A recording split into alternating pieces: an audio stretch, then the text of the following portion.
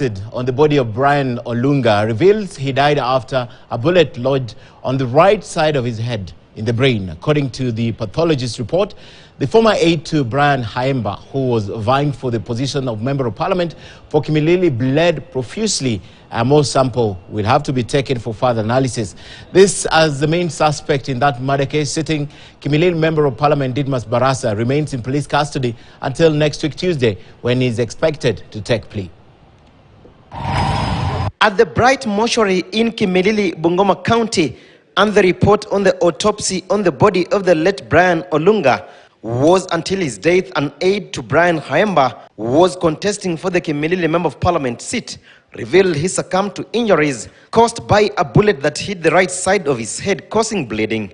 The bullet remained stuck in the brain. Brian aliaga kufuatia majeraha mabaya kichwa kutokana na risasi ambayo ilikuwa imepatikana katika ubongo wake upande wa kulia.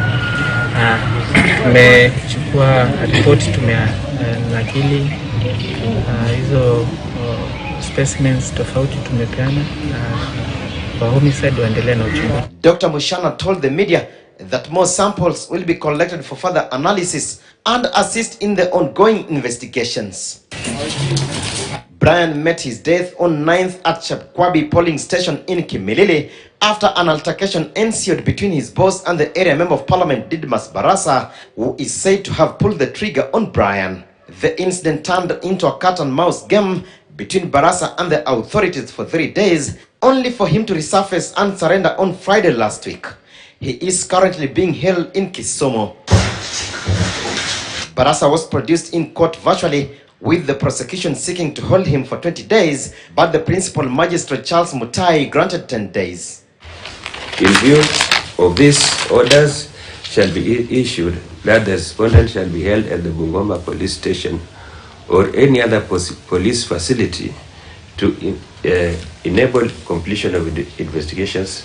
Barasa is not new to controversy. In July last year, he was captured on camera slapping a local contractor over disagreements on late payments. At the height of political campaigns, he was accused of misusing government vehicles by branding with his political monikers.